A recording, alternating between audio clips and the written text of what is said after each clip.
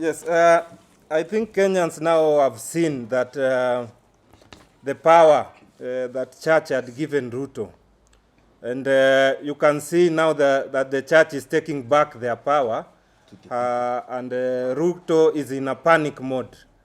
And we want to tell the church and the religious institutions that on June, when we started the revolution, you failed young people. You failed the Gen Z movement. Now that you are rising up, we don't want you to see you again being called in State House and being given the envelopes and being bribed and supporting impunity in Kenya. Wow. The church must join the movement, and the church must mobilize against Ruto. And we don't want just to hear that statement threatening that, oh, we'll mobilize people to go to demonstrations. The people have organized demonstrations. The church should mobilize the masses to join the demonstrations.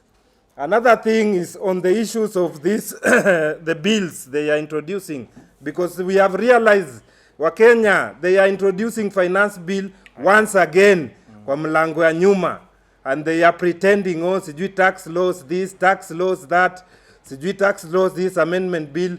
Hiyo ni finance bill wanarudisha nyuma na hii broad-based government. Now wanaenda kufanya public participation in selected counties.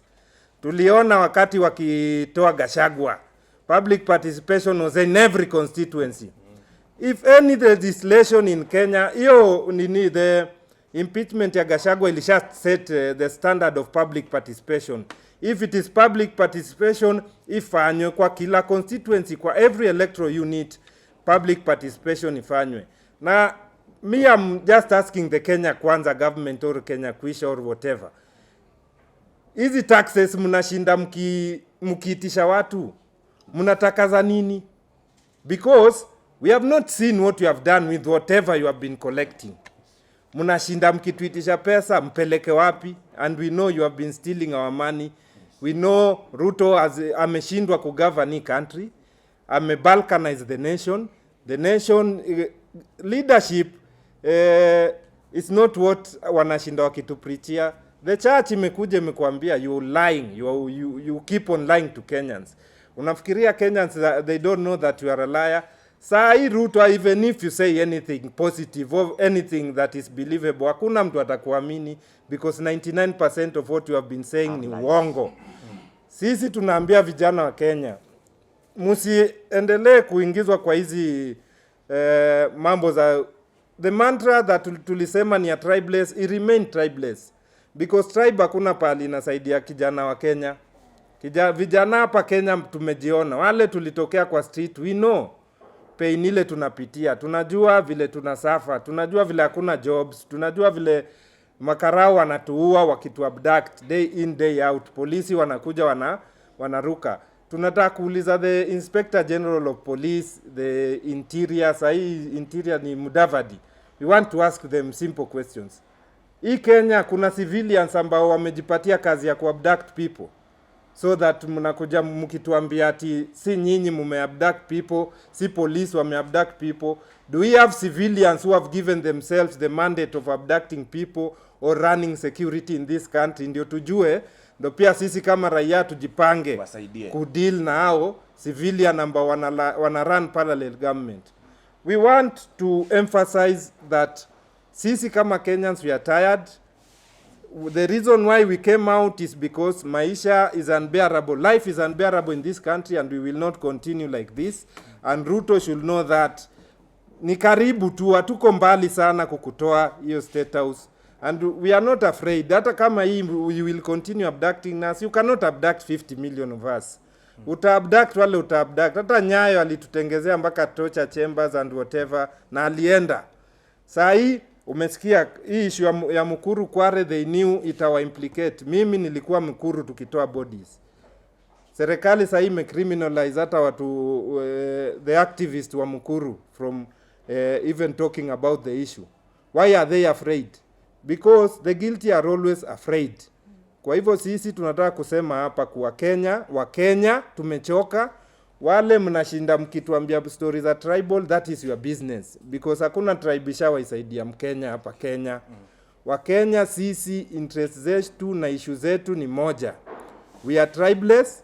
na sisi lazima tuendelee kupigania hii nchi.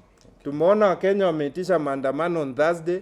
Wewe ukiwa Mkenya ukisikia maandamano imeitishwa, because hawa wauaji, hawa wafisadi wanaelewa lugha ya maandamano. Tuliona nguvu ya maandamano in June. Kwa hivyo saa hii ukisikia kuna maandamano yoyote, jitokeze kama Mkenya, usitaka tukomboe hii nchi, kwa sababu hii nchi lazima tuikomboe. Tukiachia imagine nini mwaka ya pili, and this is what we are going through. Hizi 3 years, do you think there will be a country? Hatutakuwa na nchi. These people will finish this nation, and as patriots, kama wazalendo wa Kenya, tusikubali hiyo, tukatae.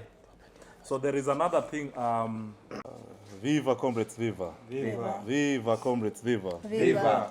My name is Paul Mark, community organizer with Kongamano la Mapinduzi, which is a progressive movement for the people. So we are here today, we have called you here today so that we can also give our press statement on the state of the nation regarding the issues that are currently taking place in the country. Okay. So I'll just dive into the statement. Kongamano la Mapinduzi wishes to express its position with regard to the prevailing political and economic situation in the country, and by extension, the state of the nation, which, as many of you are aware, is in dire straits. In June 2024, Kenyans rose up against an anti-people and punitive finance bill 2024 that sought to impose taxes on basic commodities such as maize flour, cooking oil, menstrual health products, etc. This bill further sought to tax burden the common mwananchi was only defeated through the collective voice and actions of the Kenyan masses who forced the state to withdraw it in its entirety. Despite the grievances raised in June 2024, the Kenya Kwanza government has continued to sneak in sections of that very finance bill into law, thereby raising the already high cost of living beyond the reach of most Kenyans. This situation is further compounded by a bleak economic outlook that arises out of government wastage and corruption instead of additional investment in the social sector such as health and school. A clear case in point is the 10 billion shillings invested by the Kenya Kwanza government without the approval of the people of Kenya to support Raila Odinga's campaign for the position of the African Union chair. During the People's Assemblies, we've had progressive organizations that have been holding the People's Assemblies, and we have seen the government sending the police to stop the People's Assemblies from happening. Mr. William Samuel Ruto, why are you trying to shrink our civic spaces? We are speaking with the people because the people want to speak about the issues that are happening in their country. Because you said very well that you will listen to the people. So when people organize for People's Assemblies, why don't you want to listen to them? We've seen you send the OCS of Shauri Moyo police station to stop the People's Assemblies in Shauri Moyo. Yes. We've seen you send the OCS in Kilifi, in Malindi, yes, to stop the People's Assemblies from happening. Why are you after us? And why are you afraid of us? Why are you afraid of us? Yes. Because we were not afraid of you when you were campaigning. Yeah. So why are you afraid of us when we are having when we are having the People's Assemblies? Okay. Let us be alone. Wachana na sisi pole pole. Yes. Leave us alone. Leave us alone to do the People's Assemblies in peace. We want to also engage the people. We also want to get people's views on your government, okay, on how it's performing, because your government is rotten. Na tumechoka nayo sana. Wakenya tumechoka, tujatoka. Tumechoka. On 12th July 2024, Kenyans woke up to a shocking news of bodies dumped in a quarry a few meters from Kware police station in Mukuru slums. The recent launch, Kware the Aftermath report by the Mukuru Community Justice Center has pointed out the numerous failures from the government to local institutions, including the religious institution, which have failed to support the families of victims of this great tragedy. After this crisis, there has been 97 documented cases of femicide in the past 3 months. The political elite, meanwhile, have coalesced under the broad-based government that only serves their self-seeking interests, instead of focusing their efforts towards bettering the material condition and lived realities of Kenyans. They have focused their attention to settling political scores that are of no significant value to the Kenyan masses. The politicians are also currently engaged in a process of ethnic balkanization that seeks to reverse the gains made by the June protests that were largely tribeless. The current crop of leaders in Kenya remain a great social cancer and a stumbling block to the process of nation building. If you look at the main objective, whatever they call SHA, Shisha, whatever, the objective is to provide social health care through purchasing. You cannot provide a social health care through purchasing.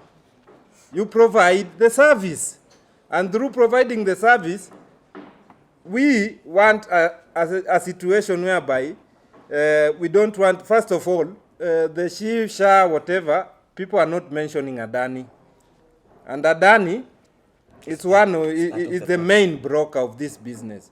So you cannot be providing health care to the people. How sustainable, how long will we be purchasing services from private institutions while we have a government that has the capacity of putting up healthcare institutions in all the 47 counties and make sure that people can walk into these institutions and get the affordable healthcare they are telling us, which is quality and accessible. Our recommendation is that this government does not have ideas, does not have long-term solutions for Kenyans. Ni serikali ya ubroka. Kama ni masomo ubroka. Kama ni healthcare ubroka walete Adani hapo. Adani ni wao tu, Adani ni sura. Hakuna kitu kama Adani. Adani yeye amekuwa pale kama middle person.